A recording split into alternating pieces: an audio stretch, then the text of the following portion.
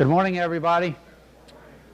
I'm kind of glad that I get to take one of the last speeches so I could kind of get acclimated to everything that was happening the last few days.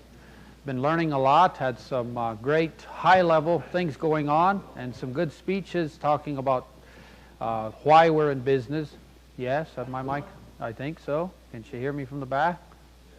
Yeah, we're good? So as we get started into this is going to be a lot more of a hands-on, and I'll just be sharing from our experience. I have a few disclaimers to put in, and the first one is that I am in no way certified in anything that I'm saying here. I grew up on a dairy farm in Michigan, and I'm a farmer boy and milked cows for 15 years. And so I don't have a background in finance and accounting, and I don't have an MBA. But what I did do, as we got into this business, I applied myself and learned a few things, and I would like to share some of the things that I learned with you. We started in partnership, Leland and I, in '99 in Texas. Leland previously had a few successful businesses he was running in Kentucky, and he came down to Texas a year after I did. I moved in '98, he came in '99, and we started in the deck business, followed up with the storage barn business, doing rent-to-own right at the same time that we started the manufacturing side of our business. And we had a real edge. I look at some of the opportunities that are out today, and it kind of makes me feel a little bit like we just were at the right place at the right time, because when we started our business in Texas, we didn't have any competition to speak of at all. There was nobody doing the treated barn. Of course, you had your traditional storage barn companies out that have been doing business for years, but on the treated side of it, that wasn't happening. We didn't really have an aggressive marketing sales program. We just built a good product, set it out on the road, put some signs and banners on it, and called this number.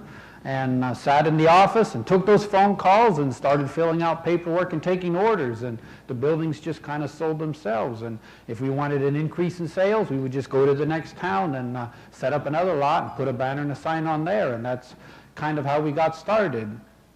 And in rent-to-own, nobody was doing rent-to-own in Texas at that time. And so there was an education that had to happen not only to us, but also to the consumer that's buying. And that's why I'm speaking a little bit from experience when I say that you can be a very entrepreneur-driven kind of a person and have integrity and have honesty and be a very well-meaning and get involved in the rent-to-own side of it. And if you're not able to understand your financial statements, you don't understand how your operational KPIs tie in with your financial statements, it can feel like, because of the amount of money that's sloshing around, it can easily feel like you've got to be making a lot of money, because, I mean, look at the revenue coming in, and if you're working with some investors, or you're working with some banks, and they're providing some financing, and depending on what some of their KPIs are, well, you can kind of get lulled into this false sense of that you're making a lot of money and not really having the intelligence to see where you're really at any given point in time. It's one thing to have a very good CPA that can file correct tax returns from year to year, and it's quite another to have a financial statement that you look at on a weekly, on a monthly basis to track your progress as you're growing your business. The one biggest KPI that when we started in our business that we kept track of was the contract balance. And that's one number we understood. You push that report in RTO, and every month, every week, you added all these contracts, and it would calculate the revenue for the next 3 years, the full length of this contract, and there you have it. There you have your contract balance. And as long as there's a sizable gap between the contract balance and what you owe your investor or your banker or the money that you've put in, why you figure, well, wow, look at the gap that's there, and that shows my net worth. Well, that was a false assumption. It helps to have a CPA that really understands the rent-to-own side of the business.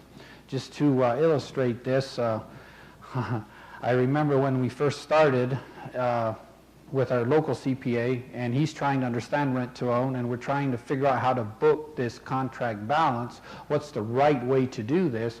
What do you do with this number? And we convinced him that we have to have a way to account for it some way or another, and somehow it needs to show on the financial statement. So we got a little creative, and he agreed to book the contract balance on the balance sheet in addition to the asset when you're purchasing it, the barn. And so you have double booking going on. You're buying a barn for $3,000, and then you're taking the contract balance, which is, puts you up at about $5,000, and you're booking that as a contract balance. And then the offset to that was over on your income statement. So what do you think happened to the income statement? It blew up. I mean, we came to the end of the first year and we're like, we hit the jackpot. This is incredible. And of course the CPA, he thought this was a little, it might be a little, he's not quite sure about all this, but hey, it's looking good. And I still remember our banker looking at the paperwork and says, did you all really do this? Is this how profitable this is? We're like, well, he has the MBA, he has the degree, and he said it's right, so yes, I guess it is.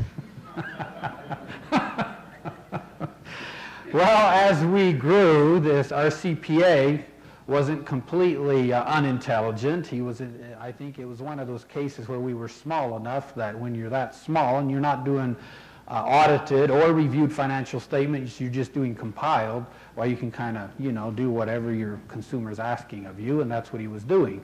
But we did have a conversation once we got to a certain size, and he sat down with us and he says, we can't do this anymore. There's something about this that's not right. We're going to have to redo the way we're doing our financial statements. If you remember the Enron scandal and the Enron meltdown, that's exactly what Enron was doing, and they actually got one of the big 4 accounting firms to sign off on doing that way of business, buying a contract on gas and oil for 3 years, then booking all of the income for the next 3 or 4 years the month that contract was signed in.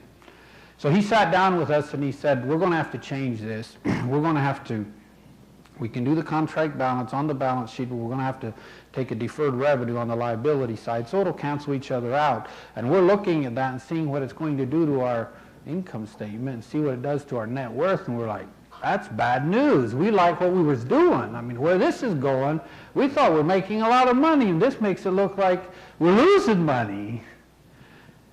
But he drew the line in the sand, and he said that's how it's going to be. And we kind of looked at him and said, we might have to find a CPA that can,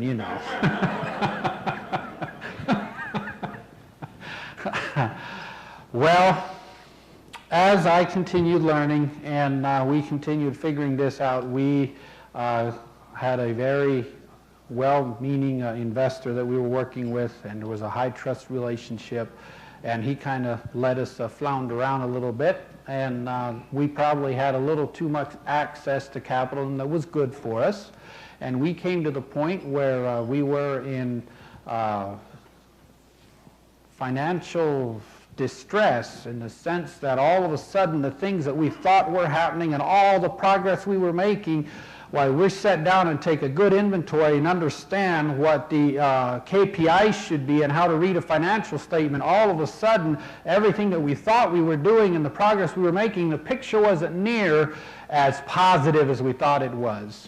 And so started our education back to real reality. And so I would like to inspire you, if you're somebody that has the same background that I do, and you didn't grow up in business or finance, and your dad wasn't in the same business, and you kind of had to learn from the ground up, it's actually possible. We really do live in a great country.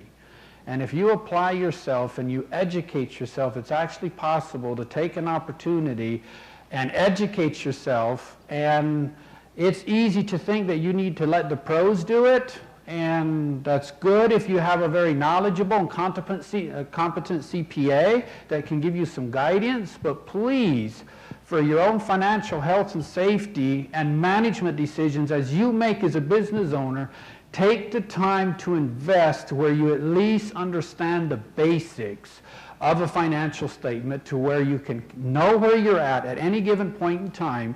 You know what your leverages are, you know what your net operating profit is, and you know what those numbers are, to where you can navigate the challenges that you are, versus, some of us farmers, we're used to collecting a bunch of receipts all year long in a shoebox, and then you take it to the CPA, and he figures it all out and does something with the tax return, and whatever that number says, that's kind of what we go by. But until the end of the year, we really don't know whether we're making money or not, other than we really do know if cash is running a little bit dry in the bank account. So I have some of these KPIs that we use in our company, and I'll just be going through some of these reports that we use, and I'll be explaining some of these reports. And one of the things I would like some input from you all, it would benefit me a lot if we could have some basic industry standard averages that we could share amongst ourselves as a group that would not reveal any information that's too private or reveal something that you're not comfortable sharing, but to just as a gauge to see how really am I doing on some of the basic parameters of the rent-to-own business. What is the expected return on capital? What is the true cost of inventory? What is the true cost of my, what I call flips, your rental returns? You know, you bring your rental return back in, and so you have to pay the driver to pick it up, you have to pay the commissions to resell it, and you have to pay the driver to redeliver it. Well, as a percentage of revenue on my business plan, what can I anticipate and expect that number to be on a consistent basis? Am I higher, am I lower than what the industry average is?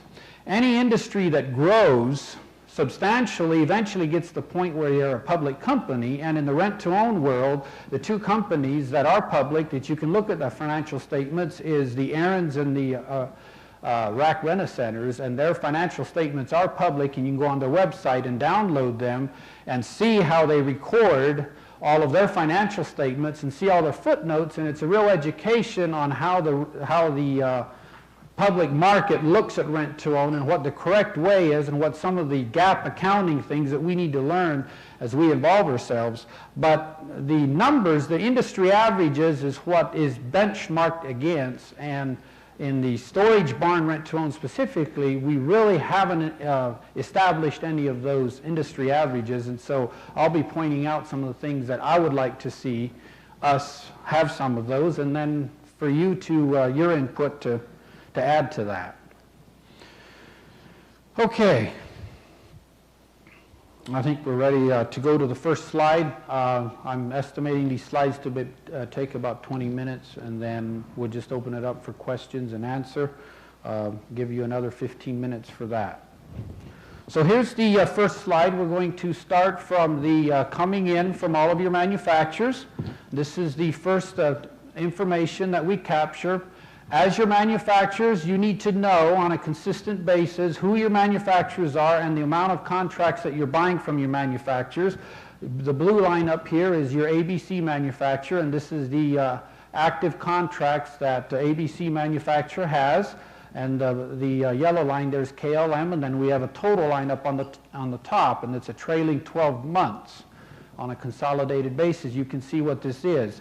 We're going to be looking at the global level, some of the reporting we do on the global level with all of our manufacturers combined, and then we're going to be diving down and looking at a per manufacturer basis, because the per manufacturer basis obviously rolls up to this picture. This gives you a good global overview of what's going on and gives you a sense of how your company's doing.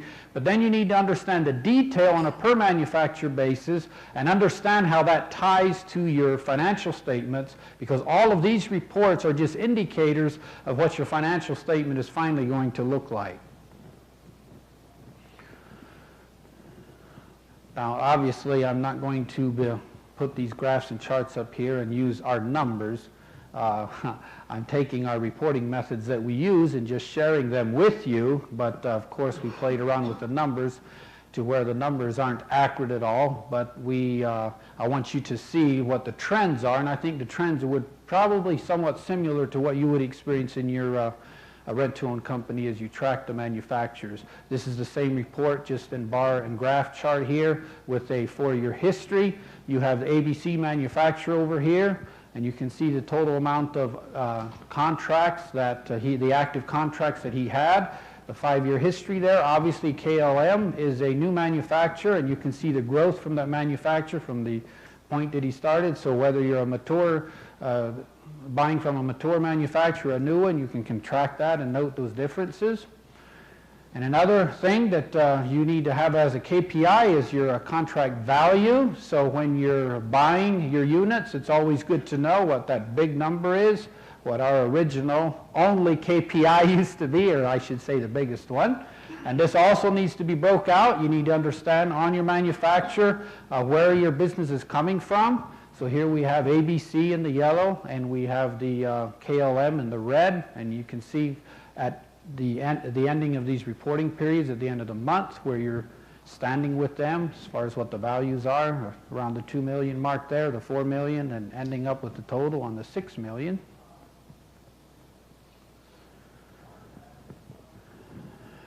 And this is a late report. And we take this report and we pull it per manufacturer, and we like to track our manufacturers, the quality of paper that's coming in. We like to do a trailing at 12 months. And here again we have ABC and KLM and then the total. And this is the report that I think we could establish as an industry average. All count lates the same way and then gauge ourselves on what the industry average should be. Is 20% a good number? Is 25% a good number? Should it be 10%? Should it be 7%? What should that number be? What is a company that is run with excellence and you have a really good collections team? What is reasonable to expect in the rent-to-own side of it in collections as your lates? It'd be interesting to know. In the banking world, that's a much different number than it is in the rent-to-own world. But this is one of the industry averages that I would like to get established for us to do, and have the uniformity of reporting across all of our companies to where this number means the same thing to all of us. And here we have the same late report, broken down per manufacturer with a 4-year history, and together up on the top, and then a piece down here on the side with ABC and KLM. And you can kind of see the trends there. It doesn't stay the same, and it's really fascinating when you get into the behind that and try to figure out what's driving those trends. What's making that sometimes of the year your customers are late in paying, other times of the year they seem to have the extra money, understanding those trends and then adjusting your collection practices according. And as an illustration of that, we've found that often through Christmas and New Year's, people tend to get behind in their payments because they're shopping for Christmas gifts and New Year's. But what happens in February?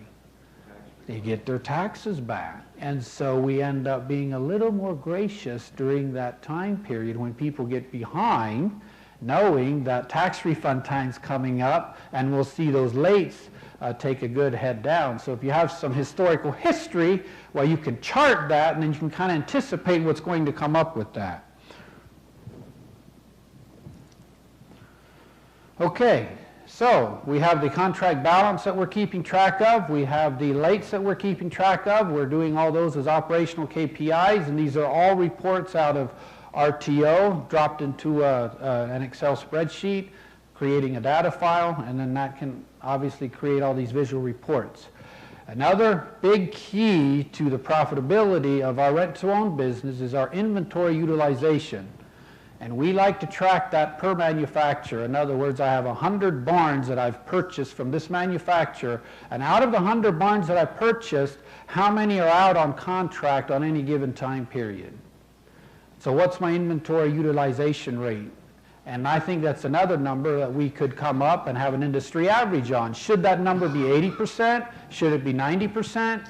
Is it possible to get it all the way up to 98%? 98 out of every 100 barns that you have, your idle inventory and your stock inventory is actually that low. And that's a very key number that you need to keep track of. And everybody's business model is slightly different on how they run their inventory. But I think these numbers that I have up here are healthy numbers to attain to when you're running a rent-to-own company. So you have it broke out per manufacturer, then you also have the total together. I want to talk a little bit about the inventory cost on the book depreciation versus tax depreciation, because your cost of inventory is your biggest single line item on your P&L that reduces the very bottom number that we all like to see it being really big. This is the biggest line item, and so this is where you really need to spend time and have some reporting that will accurately reflect what's going on, to where you know what's going on with your inventory and how much of it is in use, how much of it is not in use in any particular time. Obviously, any barn or cabin or gazebo that you have out on contract, any inventory that you don't have on contract, you're going to have in stock at your manufacturer because you have picked it up now and it's setting in stock, and so you need to have a very robust reporting for your inventory in stock. You don't want that inventory to be sitting on your lots for 120 days or 360 days, and if you don't have a really good reporting tool, it's very easy to, before you know it, 5 and 6 months went by and here's that barn and it's still sitting there, and most of you probably have given your manufacturers right off the top numbers that they can discount to get it moved, and anything beyond that they need to talk to you, and you haven't been watching that. Next thing you know, it's 6 months and you've had all that capital tied up into that barn for 6 months, never got any return on it, and now it's aged and it's looking old and you're going to have to discount it even further. So that can be a real profit erosion, having a lot of idle inventory set around. So we like to see our stock inventory. The blue line is all of the inventory, 50 units, 40 units there if you start from August and September, trailing 12 months. And then out of all of the inventory that's idle, that's setting in stock, ready to sell, how much of those have been sitting there for over 90 days? And obviously that number, I have it on here, I have it as a big red to make a visual picture in your mind, but that number ought to be fairly minimal. So this next report we're going to be diving into now, a per manufacturer report, and dive into the detail a little bit. And we like to see on our manufacturers, we like to see our units purchased, the dollar value, and how much the dollars that we're purchasing. In this particular illustration here, we have 12 months of history here, and you can kind of see the trends.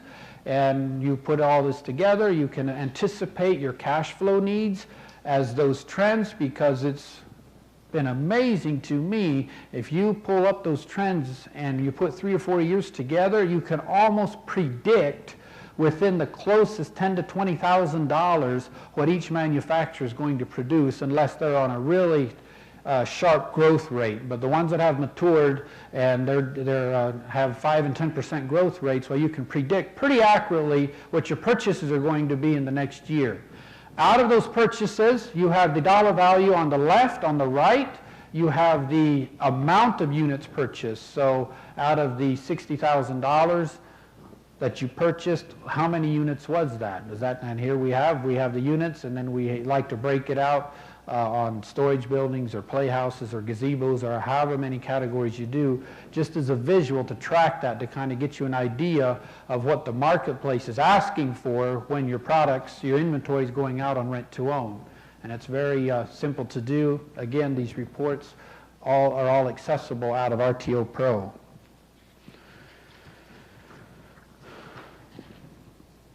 Going to the next report, and here's our active contracts per manufacturer.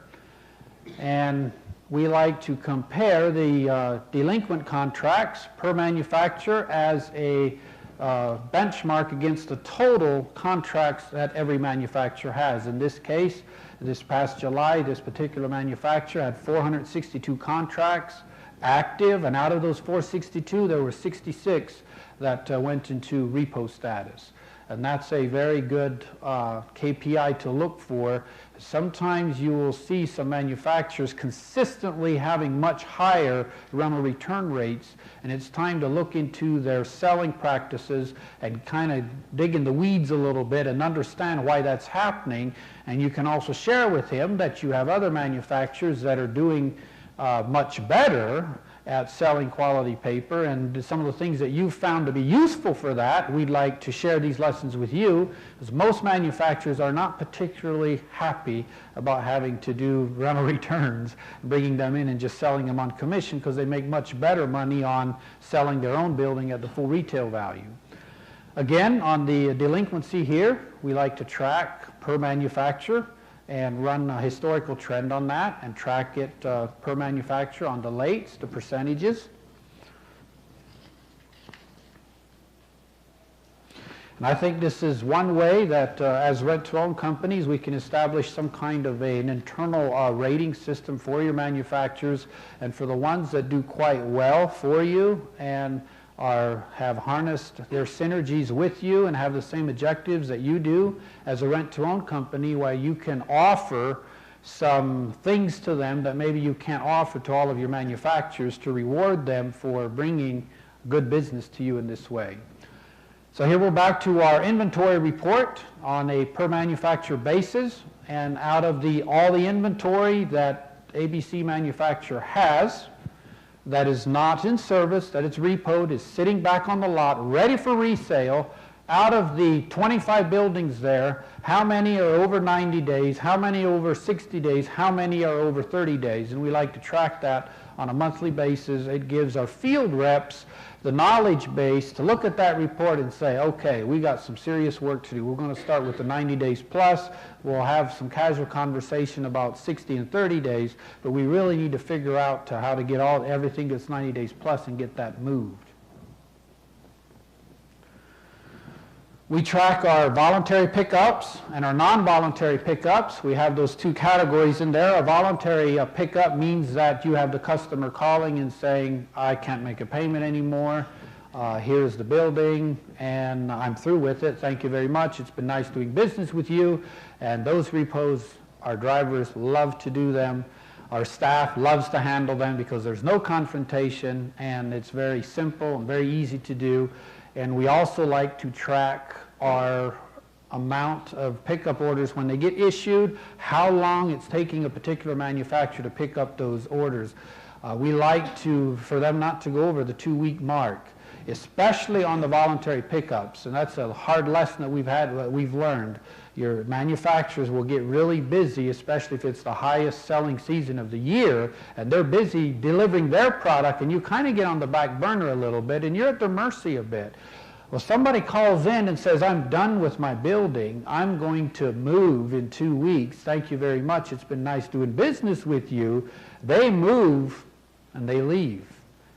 2 months later, your manufacturer finally gets to that pickup order that you issued 2 months before. He gets out to that building. Somebody else is living there, and they thought that it came with the property when they purchased it. Nobody told them any different.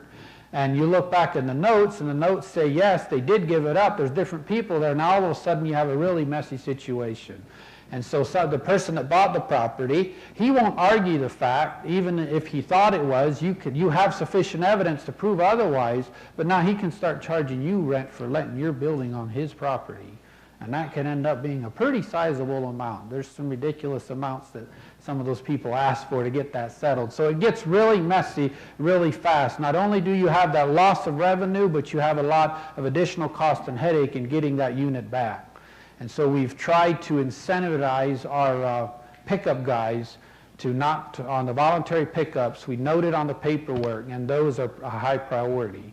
Anything that's non-voluntary means that they've stopped making the payments, they still want that building, they don't want to give it up, they are not emptying it out, and you're probably going to have a little bit of the possibility of there being some conflict is there. And the drivers really like to have that heads up when they go out.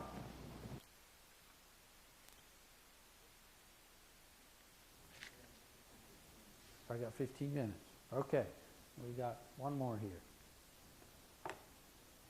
Out of the units and pickup status is another KPI we like to track. We like to track the lost revenue from all of those inventory, the revenue that should have come in, that hasn't come in, and that's just an outside number it's interesting to watch, and then to track the average days in pickup per manufacturer to kind of see and navigate how they're doing that. Okay, so we just have a few minutes to look into the P&L, and I took the time to copy and paste the structure of our basic P&L in here. In the early days, my P&L did not look like this at all. I would just have a revenue line, and down underneath I would have a depreciation line, and that's all it was, and then all the operating expenses. But as I tried to get my hands around my true cost of inventory, why it's really easy to do a report like this, because all of these numbers that you see here on the line items come straight out of RTO Pro. RTO Pro will track all of these line items for you. So if you're at a 60-40 ratio, or if you're a 55-45, whatever your ratio is, you already know that if a customer makes every payment for 36 months, your cost of inventory is going to be 60% if you're on a 60-40 ratio, okay? So if you spreadsheet that out and you want to do a business plan on that, is that the number that you should use if you're doing the 21.6 multiplier? Well, that's the number that we use, because of course that's what we're doing. We're writing the business plan now, right? Well, you go 2 years into the business plan and the real numbers are sure different than the spreadsheet that we have. And what is that difference? And what I'm talking about here, in this mock-up that I made here, this is a 21.6 ratio.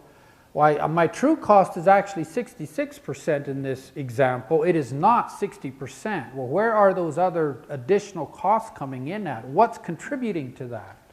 Well, if you see each revenue line item, you can match it with the corresponding inventory cost, what I'm calling inventory cost here. This is all the depreciation. Each line item represents, and you can take it off against the others. Okay, so there you have your rental revenue on the top at 195, and the regular depreciation is 117. That 117 number is 60% of the 195. So if you take your rental receipts and you take your depreciation against the rental receipts that came in that month, you will be at those ratios. But look at what happened here. So we had a $300 end of life line. We had a charge off that we did. Oops, there was one that we decided we couldn't get back. We just needed to get off the books. So we did a $1,200 charge off. That obviously increases the cost of your inventory. On your retail sales, and this is the rental return sales that are coming in, you look at your revenue line item, you're at $31,000. Down here on your cost of those retail sales, you're at $28,000. There's only a $2,000 gap. Well, what's that going to do to your overall picture? Well, obviously we're paying, most of us, full retail price at the point of purchase to our manufacturer, and so when it comes in, after 3 months of being out there and you do a 5% discount on there and you resell it, it's still going to be on the books at close to the purchase price that you paid for, and so there's very little spread there. What about all your paid outs? All of your customers that are coming in and doing early payouts. So look at your line item for early payout revenue, you're at $36,000. And you're down on your cost on the early payouts coming in, you're at $33,000. So they're almost the same number. So obviously, as business owners, we understand we're just flipping that money, moving on. But what does it actually do to inflate the cost of your inventory above what your multiplier is? And there you can see it added a full 6.5% to that.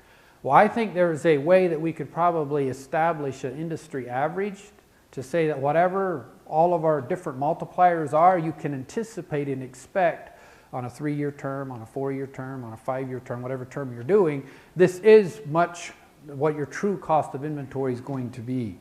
Now this is all on book depreciation. These numbers are book depreciation. They are not tax depreciation. RTO Pro has that really neat feature where you can run tax depreciation and book depreciation side by side. You don't have to choose one over the other. So you should understand the difference between the two and use your book depreciation as a management tool to specifically gauge your cost of inventory on a weekly and a monthly basis. You can't do that with the tax depreciation. We use Makers 3 for our tax depreciation, and if you know anything about Makers 3, it's all over the charts. It's much higher in December than it is in January. Well, if you look at your P&L in January and you compare it with the P&L in December using Makers 3, it looks like you're making a lot of money in January, but you're losing your shirt in December. That's just what it looks like on Makers 3. And sometimes your CPA will suggest to you that you use bonus depreciation, and so whatever you do with your tax depreciation, you should run that separately for tax purposes and always take the maximum amount allowed by law to minimize your income that you're paying. But for management purposes and for book purposes, really understand that book depreciation and match it to your income coming in, to where your expenses, your inventory cost is connected to your monthly rental receipts coming in on a monthly basis in a consistent manner so you can track it. Since we started doing this and we changed this method and we're doing the book depreciation, our swings on a monthly basis on our cost of inventory, it doesn't swing more than about 3 or 4% at max from month to month. And if you really get good at it, I think you can get within 1% or 2%. So it gives you a much healthier management tool. Okay, just a quick glance over the rest of the P&L. We bunch it up here. We have the G&A expense, the payroll expense, and down what I call the re-rent expense, and I categorize it, and then I have my subcategories so I can see the different line items. I would like to know what my re-rent expense is, all the commissions that I pay out to sell that product, all the pickup and delivery fees associated with flipping that product. And that's a number there. And then you have your EBITDA, your earnings before interest, taxes, depreciation, and amortization. And that's a number that I think we could establish as an industry average. In the finance world and GAAP accounting, that is a number that is very key to all investors and bankers that they want to look at, because that's a very good gauge of how your company is doing operationally and how good it's doing with the assets that you have out on rent. And then over on the other side, where you would put your interest, your depreciation, and all your things that don't come under your general operating expense. Going into the balance sheet, just a brief overview of a balance sheet layout, one of the options. If you come down into our rental assets here, well, you see the different categories, the barns, cabins, carports. I just put every category that is being done on rent to own for illustrative purposes here.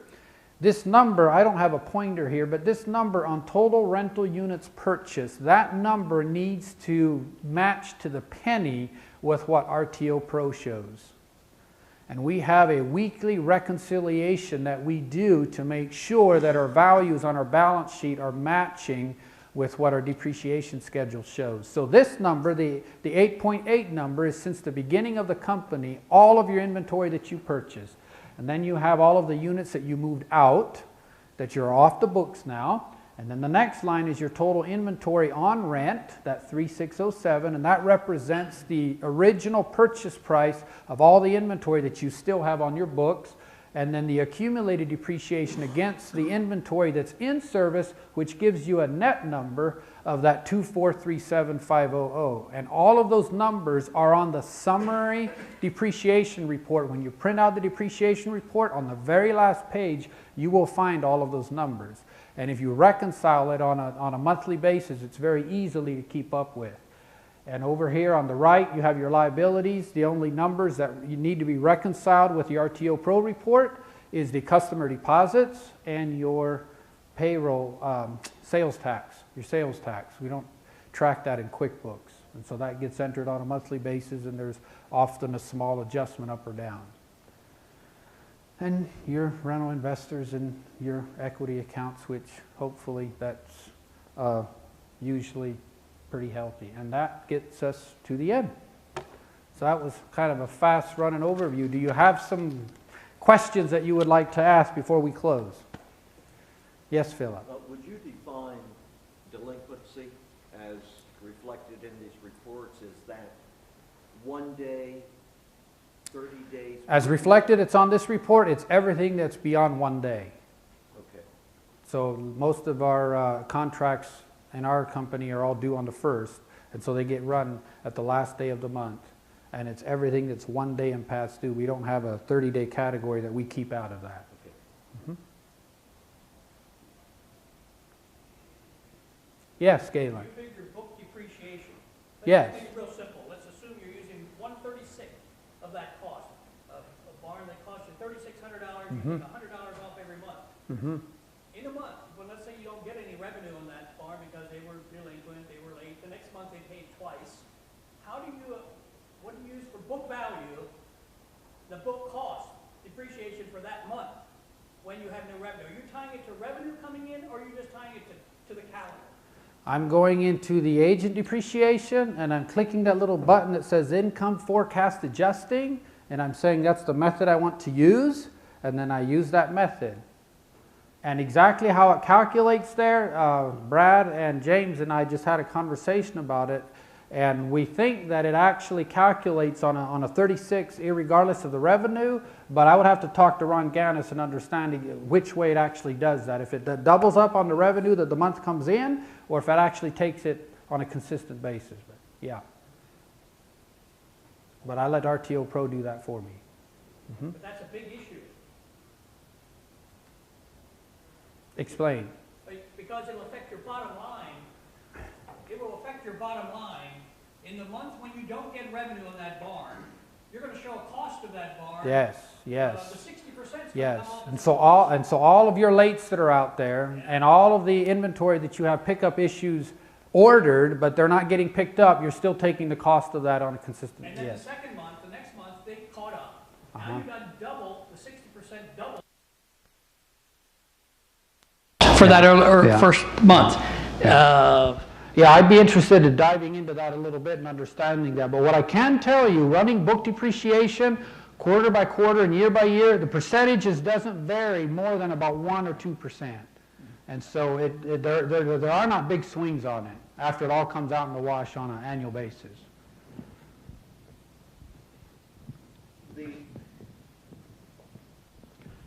The book depreciation is not being recorded if the inventory is idle.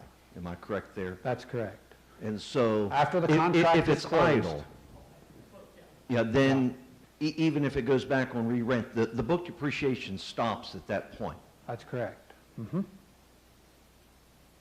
Mm-hmm.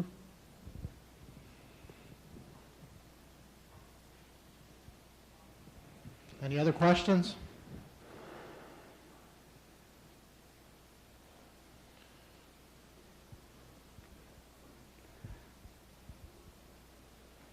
You threw out an idea. I like to have it go beyond an idea. I think your organization ought to be proactive on this, where we could somehow, you could collect this data, some uniform data. Of course, obviously, no names would be attached to it, but where you could actually use those. I'd love to see the charts of the different companies and how we stack and compare to those. Corey, you pitched it well. He fell in the trap. That's actually was kind of a hidden agenda of this meeting, if you will. I would like to see a raise of hands from an industry. How many of you would like to see that on a consolidated basis for the industry? Okay, most hands. Now, how many of you would be willing to contribute to make so we can get the data? About as many hands. Yes, there will be a platform coming forward for that. Thank you. Okay, well, I think that's all I have. The time's up, so thank you so much for your attentiveness.